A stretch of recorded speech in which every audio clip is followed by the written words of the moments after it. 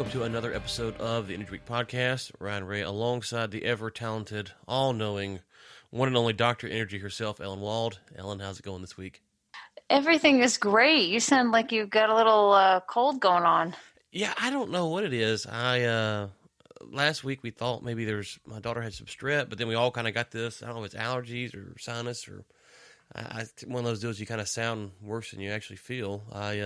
But I did. I was actually in Tampa Bay this weekend. I flew in Saturday and flew back out Sunday morning. So my first time in Tampa, and it reminded me of being in Louisiana with all the humidity. So it's incredibly humid there. It was a very, very humid weekend as well, with some incredible thunderstorms. I'm obviously across the state on the other side, but we get a lot of stuff coming from the Bay over, and I've never seen such fantastical lightning. Of like Really? Huge trees of lightning in the sky. It was kind of cool. Mother Nature, you know? Yeah. Respect. Well, it was definitely humid. So but it was funny. I had to take some Ubers around, and I was asking all the Uber drivers, and universally they all said they loved Tampa Bay, which is weird because usually you kind of get a mixed bag when you're taking Ubers. It's kind of a good representation of people from different backgrounds and walks of life, but these all testified their love to Tampa. So I don't know if Tampa's a great spot to live or not, but 100% of Uber drivers that were polled this weekend confirmed that it was. So, according to sources, we'll say. All right. Speaking of sources, familiar with the matter. Exactly. All right. Oil prices are down 1% as demand fears rise. Middle East tensions ease. This is according to Reuters. If you missed it last week, there was a slight kerfuffle. Is that the right word? Let's call it that. In the Middle East, something about a drone being shot down, Iran taking responsibility for it, and then there was the threat of a bomb being dropped, which got called off, and then there was some hacking done. It feels like maybe we've let cooler heads prevail. I don't know. Today I just got an email from the United States Treasury informing me that according to a new executive order, we are imposing more sanctions on Iran. Apparently, we are designating the supreme leader of Iran, Ayatollah Khamenei, and a bunch of other people. They now have sanctions against them. Not exactly sure what it means to impose sanctions on an individual, but apparently they are officially sanctioned. So that is the latest. I would say I kind of disagree with this article that tensions in the Middle East are easing. I'm not sure we're seeing a whole lot of easing of tensions here, other than I guess we're not going to actually bomb Iran at this point, which personally I think was a very astute move. As everyone knows, Ryan and I are officially right-wing propagandists. Yes. However, it is my analysis. I do not think that bombing Iran would have been a good move. So not bombing Iran, I think was a good move. I don't think anyone in the United States really wants to get involved in a war in Iran, except like Tom Cotton and maybe like a bunch of people in DC and people who make military equipment. Yeah. But other than that, I'd say most people don't want to get in a war. So anything that doesn't get us into a war is considered good policy. It's kind of interesting that crude is backing off because everyone's kind of looking at this situation and thinking, okay, well, what's the actual threat here? And now that Trump has come out and said, I don't want to go to war with Iran. I don't want war with Iran. I don't want war with Iran. It does seem that perhaps the jump in crude was really based on this idea that there might be actual military conflict.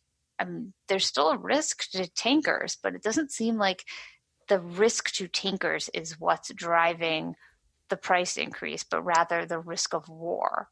And so if the risk of war goes down, we've still got the risk to tankers, and yet the price is coming down. Right. And yeah, my general stance is should the U.S. be intervening in foreign affairs militarily? Generally, the answer is no. So that's kind of my right-wing propaganda, if you will. It's interesting. Now we have a piece here As far as the order of the articles that you sent, Ellen, it's at last. But I wanted to bring it in with this because I think it's interesting, the timing, if nothing else. This is from the Wall Street Journal. Suspected Iranian oil caught in sanctions trap. And so we've talked about this before, about this idea of Iran is probably putting on more barrels to the market. And I've always kind of wondered, okay, how much can the U.S. actually stop this? Is it something where the U.S. is aware? Obviously, they're aware that's happening. Is it aware that they're happening and they're kind of, publicly saying, we're trying to stop it, but they're really not? Or is it something that they could actually lay the hammer down on? And if it's the latter, they can actually put pressure on countries to actually keep this oil out on some level. This might be an escalation of these sanctions that we've been talking about. Do you think that's possible, though, that hey, guess what? The U.S. actually knows a lot more about how to track this oil, and they're actually going to put pressure on on their allies to stop bringing it in? So this was a really interesting piece, and that was looked into. It actually wasn't reported first by the Wall Street Journal. It was reported first by Argus, Yes. but Argus is behind a paywall. So for our listeners so is Wall Street Journal, but it's much more easily accessible to get the Wall Street Journal article than the Argus article. But I read that as well, and so it was a really interesting situation where a company in Italy suspected that the oil that it had ordered from Iraq was not actually Iraqi oil, just based on the fact that it's different kind of crude. Like, they tested it before they put it in their refineries, which is a good idea because, yeah. I mean, if all those refineries in Eastern Europe had put that oil from Russia in their refineries, they would have done serious damage with that contaminant in there. So always test your oil before you put in the refinery. So they tested the oil and they're like, this is not what we ordered. And so there wasn't like there was some stuff in there, but I also read Tinker Trackers did a really interesting report on this that I didn't have time to read over the weekend, but I read it this morning.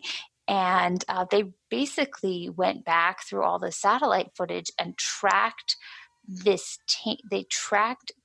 ship that had brought the oil to the ship that ended up in Italy. So the ship in Italy was called the White Moon, and that ship got oil from another ship called the Abyss. These are great names. Great names for ships. And apparently this ship was engaged in a ship-to-ship transfer with another ship called the New Prosperity, and they kind of like followed this ship around, and they could see where the New Prosperity took oil from the Abyss, and then the New Prosperity gave this oil to the White Moon, which is the tanker that then went out to Italy. And they could see, based on where they knew that the Abyss had been, that it had picked up oil from Iran. And so they basically concluded, after tracking its general, it basically would go like back and forth in the Persian Gulf. And so after tracking it, they said, yeah, this is oil from Iran. And so then you have Italy is rejecting this oil. And it's a really interesting case. And some people had said they suspected that Iraq would be exporting oil from Iran. Now, was Iraq, so who's responsible here? Is it Iraq or is it Italy? Right? Because did Iraq knowingly export this oil? Was it Italy, or was it the Nigerian shipping company that arranged the whole? Apparently, right. There's a Nigerian shipping company that arranged the whole thing. What was it called? I'm going to look in the article. It's called the Owando PLC. So, so they said it was Iraqi, but was it really Iraqi? And is it really Iraq's fault that some other tanker is like hanging out, going to get oil from Iran in the Persian Gulf? And I believe the way the sanctions work, the sanctions are really incumbent on the importer to not import Iranian oil. So it seems to me that the people who would have gotten in trouble here are Italy, which is why Italy was checking. To be sure, as opposed to now the question is, okay, so can Nigeria also get in trouble? Because I'm pretty sure there are sanctions on people for transporting. It's not just buying Iranian oil, it's also transporting it. But I'd have to check that, and the sanctions stuff is really complicated. Yeah, and just as I've mentioned on the show, I'm getting ready to bring in some stuff from South Africa, and one of the things that I learned through this process is the U.S. government can open an anti-dumping investigation. And I'm not a lawyer, so I'm not going to tease it out exactly, but how it's been explained to me is up to the next 5 years, they can look into South Africa for anti-dumping violations. And if they find that there was some corruption going on that side of things, they could come back and then reapply a new tariff on top of the tariff that we already paid, based upon whatever they think was done on the South African side. So essentially, what you have is you pay a tariff today, but that might not be the right amount because the government later on could decide that you didn't pay the right amount. So, but you're right. The onus is on me as the importer of record to make sure that we're paying the right tariff. Of course, we don't know what the right tariff is because the government didn't tell us. Oh, So boy. you can see, though, on a very small, limited deal, how that applies. And my point, more or less, is when you're asking these questions about are these people culpable or these people culpable in the international space, because the U.S. kind of has the big stick here, yeah, they could probably make anyone culpable that they want to. And it just kind of depends on whether those nations want to push back against the U.S. or not, I think is going to be the question. Iran shooting down the drone probably did not get itself any favors from the international community, because now the U.S. will probably be calling on their allies and saying, hey, guess what? If you were buying this oil, we were kind of letting it go theoretically with a wink and a nod, but now moving forward, we're going to start putting pressure on you. And I think that's kind of what I'm curious is, do we see more cases of this over the next 3 to 4 months where all of a sudden, miraculously, Iranian oil shows up everywhere and it's being sent back and we're, oh, wow, we didn't know that was going on? Or is this a one-off incident? Yeah, that's a really good question. So I actually talked to a woman who used to work in Treasury in sanctions enforcement, and she described the process that goes on, and these investigations are really extensive and go on for a really long time. And at least a lot of the time, she says, if someone didn't know they were violating the sanctions, they do kind of let them off, basically like slap them on the hand and say, well, now you know, don't do it again. But in this case, we really have so much real, like almost real time information, because everyone is tracking this oil, because everyone's tracking oil all the time. And there's a lot of really good work being done on it. And so everyone can see this. And so, it makes you wonder if the Treasury is going to be kind of speeding up some of these investigations. And I mean, there's oil we know for sure heading to Asia from May. And so the question is it going to be received? And if someone takes if someone takes ownership of that oil, and are they, is the U.S. going to move forward with sanctioning them? Or is it going to kind of let it go? Or is it going to be like, okay, well, we're going to investigate, and the investigation could take like 3 years. And that way they kind of avoid having to do anything. Yeah. But I think that Iran is going to be watching this really closely, because if I were Iran, I would be saying, let's see what happens, because if it just enters some really long sanctions investigation, we're going to keep doing it and get the money while we can. Right, and the threat of an investigation could be a deterrent for some of these countries, just having to go through that process, potentially produce documents, things like that. The question that I have, and if we have a listener who is more familiar with this, energyweekpodcast.com's website, you can send us a note. How much of the oil are they actually required to test? Because you're talking about, thousands and thousands and thousands of barrels of oil. I wonder what percentage of the oil, or does it work like that, where it's just, you can test a little bit and it works out a lot. Yeah, my assumption is that they test all the oil that's coming in to make sure it's the right, it's the right Gravity. API. Yeah. Mm-hmm. And so the dead giveaway was like, it was the wrong it was the wrong API, had the wrong sulfur content. Right. And real quick, to that point though, if you were buying oil previously, you would have this is a repeatable problem. Whereas, if Iranian has a distinct oil, like, the light sweet crude we have over here, this should be something that's known pretty well. So it reasons that you're having to turn a blind eye to this until you don't want to anymore. Does that make sense? Yeah, I don't know. Maybe they didn't mix it well. Like maybe they're better at they should be better at matching cargoes, but maybe they just didn't do a good job. in this I don't know. case. It's gonna be interesting to see what happens Yeah. moving forward for sure. Okay, let's turn now to kind of a scary, sad story from Philadelphia.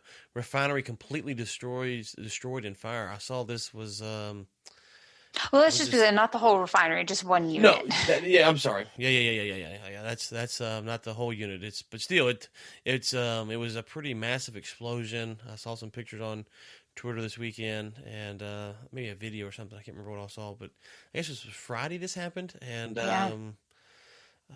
I mean it's one of those things where you realize the full extent of what we're dealing with here when one of these things does blow up.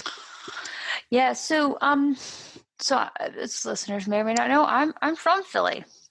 I grew up right outside the great city of Philadelphia, and not near this refinery, not near this refinery at all. However, if you've ever been to the airport in Philadelphia, you will drive right by this refinery. There's a bridge called the Platte Bridge that you got to go over to get to the airport, and it basically like you go right over this refinery. We used to drive by, and the smell would just start to stink, and we'd all hold our noses when we were going by. So apparently, this bridge to the airport was closed for quite some time while they figured out what was going on. The miraculous thing was that apparently nobody was really injured. Yeah, no, seriously.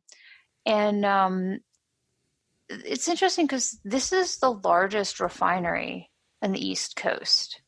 And now I know it's nothing compared to what you guys have in Texas, but it was pretty important for gasoline in the East Coast. They make gasoline, they make jet fuel, they make all sorts of stuff.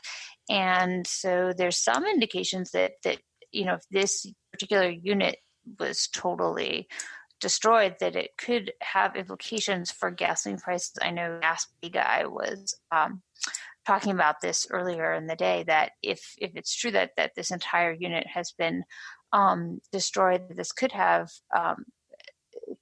cause gasoline prices to rise on the East Coast in particular, really more than the Northeast. I mean, I know like technically I'm on the East Coast, but we don't get our gasoline from this refinery. We get it from Texas and Louisiana. But another interesting thing is that so this refinery is really controversial because it's important in terms of jobs, and they've had all sorts of like union issues and things like that. But it's called Energy Solutions, and it actually faced bankruptcy last year. It filed for bankruptcy, saying that the costs of complying with the renewable fuel standard were too much for it. The renewable fuel standard is this law from 2005 that requires refiners to either blend biofuels like ethanol into their products, or if they're not meeting, it's not that it requires them to just blend it. They have to, like, there's a certain amount of biofuels, usually ethanol, that you have to blend per like total amount of gasoline. Or I think there's like a ratio, but they basically set the ratios for many years in the future, assuming that gasoline demand was going to increase as it was in 2005 when they wrote the law. And because it hasn't increased as much, you have to now, they have all of these refineries, but they never really changed the law. So a lot of refiners have to purchase credits in order to comply with this law, even though they actually can't physically blend as much ethanol into their gasoline as they're supposed to, because cars can't actually use that much ethanol, if that makes sense, because, government legislation. And so they actually filed for bankruptcy because of this, and apparently they emerged from it sometime last year. I think they filed for bankruptcy in January 2018. I know I wrote a piece about this a while ago that I can link to in the show notes if anyone's interested. What is right now? Has there any been update on the cause of the fire? Being that no one was killed, which is a good thing. You presume that no one was around, obviously, when this goes off, or you would have had some deaths. So, has there been any more indication on exactly what the genesis of this was? I have not heard. I don't know. I've heard people saying all sorts of things, but I haven't heard Right. any firm, More credible. indications. So I'm gonna not talk about rumors, a lot of which are very negative. Sure. Well, if it's a TV show, then it would be they're gonna go to trial for insurance fraud or something like that. So that's how it plays out in the TVs. But it's usually something a lot less malicious than that. So what does this mean moving forward, though? Because if you in the piece, it talks about they struggled, as you mentioned, in bankruptcy. They've kind of made it through. Will they be able to survive this? Well, hopefully they'll get insurance money for it. It's a really big question because if they just like stop making gasoline for a while, I think it really depends on the extent of the damage and how long it's going to take. So this says that it refines 335,000 barrels per day, and the particular section that was damaged could force that section refines 200,000 barrels per day, and they could just be closed. So I don't know. I mean, it's a good question about what will happen. It says there was a gas valve that was fueling the fire, but now it is shut off, Right. which is obviously a good thing. Good thing. Okay. Let's go now to one of our favorite topics, Venezuela. A few months back on this show, I threw out the idea that one of the things the Maduro regime could do to spur its economy, to revitalize its citizens, and to stabilize its oil industry was to actually give back the minerals to the landowners. And that would do a lot of things positive for Venezuela. They didn't take that advice, Helen. Instead, it seems like they're giving them to the Russians. Because that's what I would totally do if I was struggling. I would be like, hey, Russia, want our natural gas?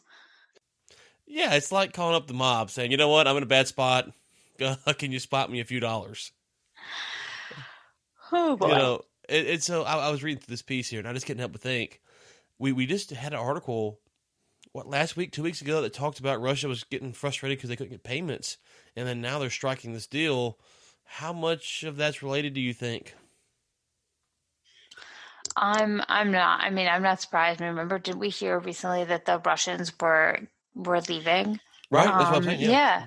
So I bet this is a huge part of it because they don't want to let those Russian advisors and Russian whatever they were doing for them, God only knows, let them go. And so, hey, it says Rosneft will be fully exempt from import and value-added taxes for its operations. That will include 2 new gas fields. Now, the big question is, when is this going to start operating? Because, come on, really?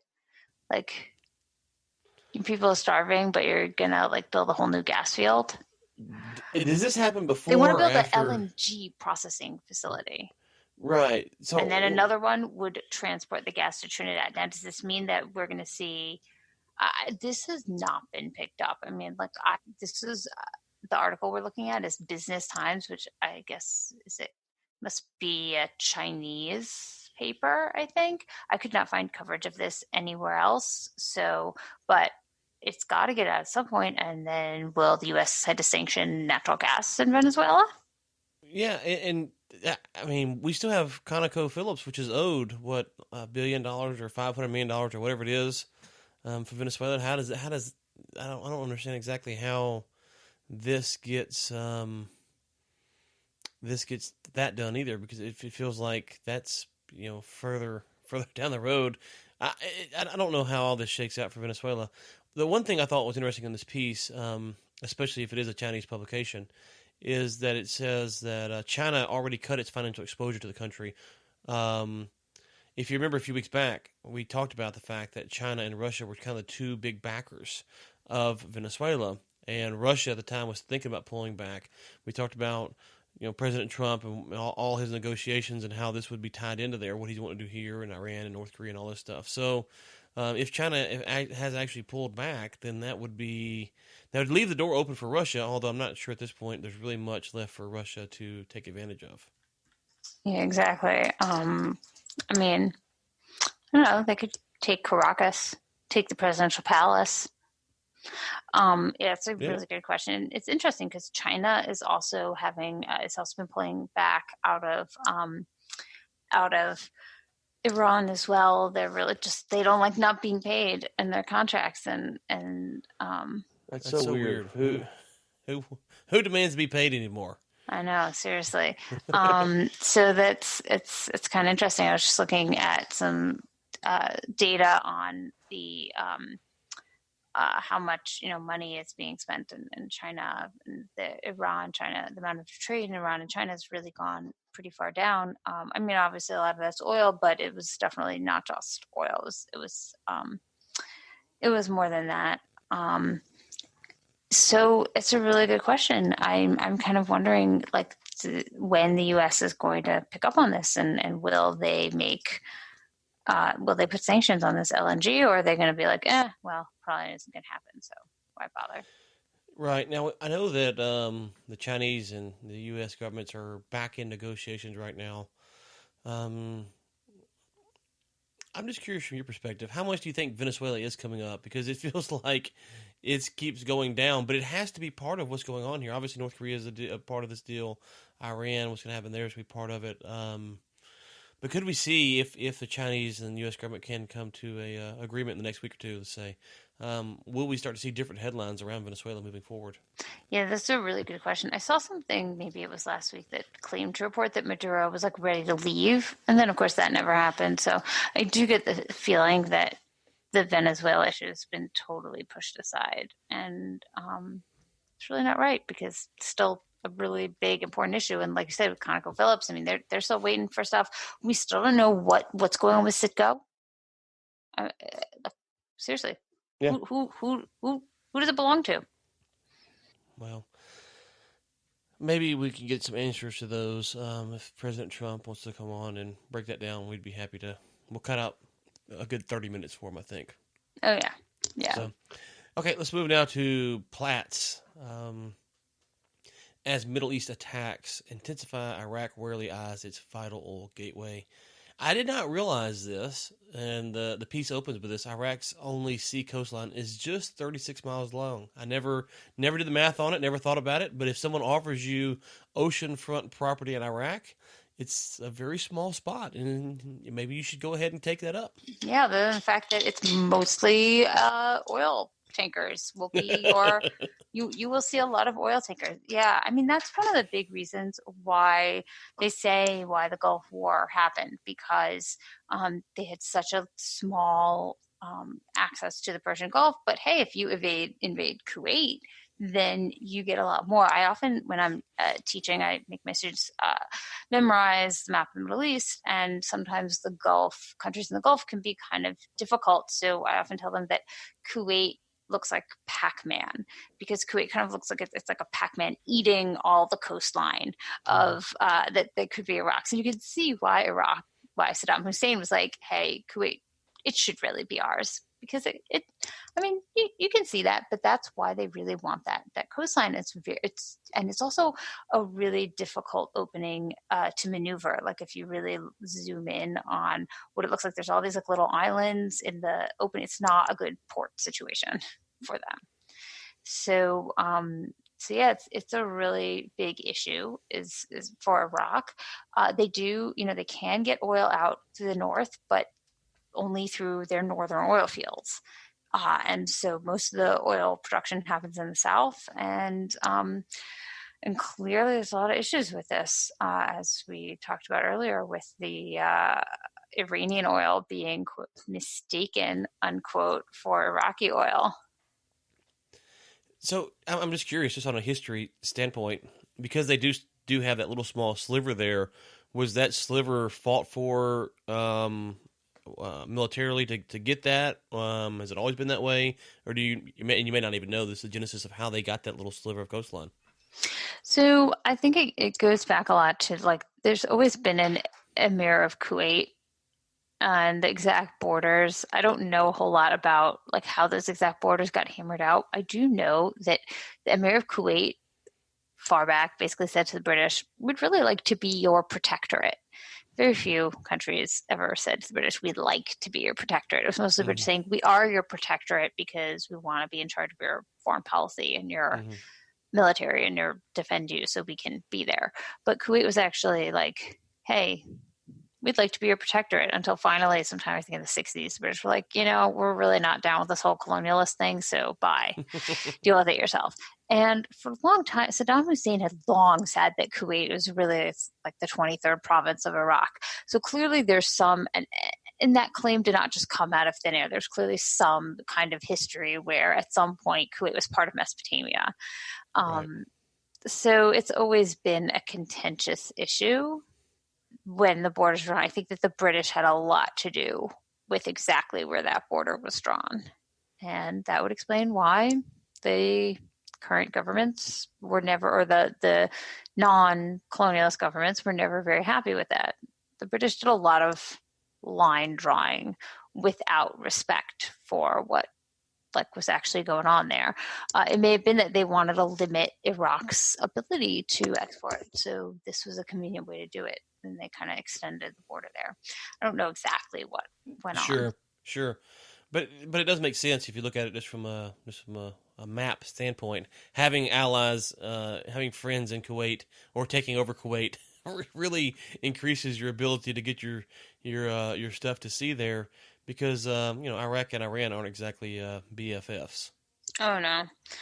No, no, no. And a lot of people back when this whole like tanker thing was happening, which hasn't exactly stopped, but people were like, "Oh, everybody, remember the tanker wars during the 1980s?" And I get that there's some similarities, but there were a lot of not similarities. And so we shouldn't just be like, "Oh yeah, this is just a redo of the tanker war." It's not. It's not the same thing. So I know we hadn't talked about this week, but the OPEC Plus set their date, correct? Finally, it was like the biggest news ever was when they finally agreed on a date. It is July 1st and 2nd. No, I will not be attending. Hey, they planned it on my birthday, so that's good to know. Happy July, birthday. See, yeah, July 2nd. I've long said that the whole reason that so apparently they really want to do it the 3rd and the 4th, which I could tell you there were some really good deals on hotels in Vienna for the 3rd, 4th. I was all over that. And Iran was like, no, no, no, can't do that. Not happening.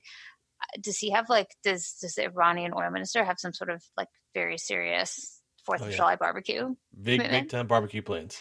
Yeah, they're gonna burn some flags, yell "Death to America," all that jazz. Shoots down drones now. Shoot down some drones, cook some hamburgers, Oh man, hot dogs, flag cake. what does anything with Iraq's, since we're on them from their perspective, what are their thoughts on OPEC Plus? What are they looking to see that comes out of that meeting? Iraq is looking to see Iraq when they all go around the room. Not that I know that they do this, but they all go around the room, and the president says everyone who agrees to extend the current production quotas for another 6 months, raise your hand, and everyone will raise their hand, including Iraq. And then the Iraqi minister behind his back have his fingers crossed. There's no way they're gonna they don't want to adhere. They want to produce more. They want to sell more. They don't want to sell Iranian oil, however, No.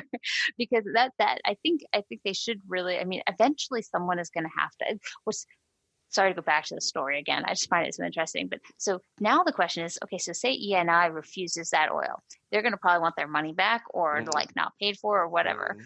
But what is going to happen to that oil? It's going to sit on that ship. The Nigerian company that chartered that ship or whatever is not going to want to just be a floating storage for Right. For contraband Iranian oil. Are they going to go back to the Persian Gulf and say, "Hey, Iran, take this back"? I mean, like No, serious, that's a like, good point. very serious question. Like, what is going to happen with this oil? And I think that it will be really interesting to follow what happens to this oil. Maybe we'll do an update like next month. Like, No, that's a great question because the cost of the shipping, and the shipping contract, and that's usually paid out depending on what kind of agreements these people have. But it can be paid out, by a milestone for the ship. So, um, I'm assuming the Italians are going to want the money back for the shipping, which means the shippers are going to want the money back. You're going to have a lot of interesting things that are going to go on here and shake out. And I think it's ultimately going to be on some level going to go down to who knew what when. And when, which means, if you have, potentially $1 million in transportation costs online that you're going to lose, you might start squealing on what you knew to get some of your money back from some of your partners. And so that's a great question. What are they going to do with it? And I don't know. I mean, go back and put it in a tank, I guess, somewhere on land storage. well, apparently they're running out of storage. I know they're going to increase their refinery capacity. I know Iran is planning on doing that, but like, Right. what are they going to, I mean, they don't have any more storage. You can't just like magically build storage out of nowhere like the Chinese can. The ultimate thing for Trump to do here would be to take the oil and then sell it on a discount and then put the money back into the U.S. coffers. That would be like the ultimate Trumpian move right there. But yeah, I feel like everyone would be like, but you said it wasn't about the oil. Be like, oh, come on, it's always about. It's always about the oil, but that would be hilarious if he did that. So, okay, so we've got the OPEC Plus meeting next week. Obviously, we have the drone shooting in Iran. It does feel like maybe they're going to lay off a little bit, but just on the drone deal, I did find it interesting because when the ship collision happened and then the mine happened, it was kind of who did this, what, where. When the drone thing happened, though, the Iranians came out immediately and took credit for that. Any insight into, does that tell us anything about the previous incidents, or should we just not put too much stock into the fact that they claimed for one and not the other? I think that I think that they claimed responsibility for the drone because that was a way of saying that was like an act of aggression. I would Right, say, and I'd say a deliberate act. I think it was also very important for them to show their people, say, look, we are strong. Just because they put all these sanctions on us does not mean that we don't have power in this situation. I think that's a really key. It's always a key element. Look, that anyone who thinks that just beating Iran down and beating them down and beating them down, then suddenly they're going to roll over one day and be like, okay, we're ready to talk now. right, That's not going to happen. That never happens ever. They need to feel like they have regained some. They need to be not weak. Like no country is going to enter into negotiations from a position of weakness unless they've been like unless you like drop a nuclear bomb on them like Japan and right, you say okay, unconditional surrender and that's it. This is obviously not that situation. So they people are like, oh, Iran is lashing out. I don't think it's a lashing out so much as it's a showing their people, look, we are strong and we have control over the situation. We can manipulate them. We can force them to do things even if they're not. I mean, I think that Trump not responding militarily was actually a really could be key to actually getting Iran to the table, because Iran needs to feel like it has some position that it can negotiate from. Because what's the right, point of negotiating if you're negotiating from utter weakness? Then it's not a negotiation. It's the U.S. saying, "Here, these are our terms. Sign them." right, And that's not going to happen. If you were Iran, why would you ever do that? right. Okay, well, I guess it'll be interesting to see what happens between now and the 4th of July. We'll have a show next week, which will be, I guess there'll be some news from OPEC Plus because they are several hours ahead of us, but probably not the full report. But then 2 weeks from now, we'll kind of have a. Yeah, it's interesting. I didn't realize it's the same time. They usually don't do it on Monday. So apparently their schedule has them doing their like technical meeting in the morning and their OPEC meeting in the afternoon. So it should be interesting. Like I'll be following along, so maybe we can do some like to the minute updates. Although I've been warned that in the summer they never adhere to their schedule, so Yeah. who knows? I mean, the idea that usually OPEC starts in the morning. Like you have to get there, in line like pretty early if you want to make sure you get through security. But in this case, like they don't want to hold the meeting till afternoon, so we shall see. It could be Okay. Well, interesting. Could also be really boring. yes. Well, in the meantime, I know you'll be tweeting about anything that might happen, but where else might you be? I will be, I will definitely be on Forbes. I might do one of those like deep dives into where this Iranian oil has been going. So, Deep dive. yeah, deep dive. And on investing.com and also US News and World Report. I was quoted there a bunch. So, I think I'm talking to a reporter again about this stuff. So that's where I'm going to be.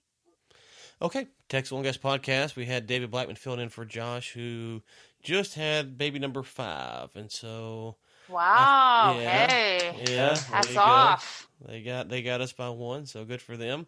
Baby number 5, and I kind of consider myself the Cal Ripken of podcasts, and I try not to miss. But I think Josh is more of the Canadian work ethic, so he'll be out on maternity leave until about October, I suspect. So hopefully he gets back in due time. But no, he'll probably be back by September, I'm sure. But anyways, no. So Texas Oil and Gas Podcast with David Blackman sitting in for Josh, Oil and Gas Contractors Connect. And I guess that's it for this week. Ellen, anything else? Not really. Let's see what happens. Interesting times. Never know. Interesting times for sure. Oh, you know what we need to do? We had a question come in for Dean Foreman, and let me pull that up real quick because he got an answer. So we had a question come in from Mr. Ramsey. Can you explain why the Permian rig productivity lags so far behind the Bakken, Eagle Ford, and Niobrara? This is true for both oil and gas production. The low rig productivity numbers contradicts my understanding that the Permian is the lowest break-even drilling cost. Is it all about the ducks? I'm unable to find an explanation. And Dr. Foreman took time to answer that question back. He said the answer to Mr. Ramsey's question starts with the quality of rocks. USGS and others show higher recoverable on oil resources in Bakken compared with most other shale plays. In terms of well design, the Bakken typically has higher, longer lateral lengths, 10,000 feet, compared to example with the Permian Delaware Basin, 7,000 feet. So a well is not necessarily the same in each area. We're most interested in whether productivity has continued to hold strong and grow, and it generally has. So thank you, Mr. Ramsey, for the question, and Dr. Foreman for his follow-up answer. Okay, Ellen, with that, is there anything else? I don't think so. We will talk to you all next week.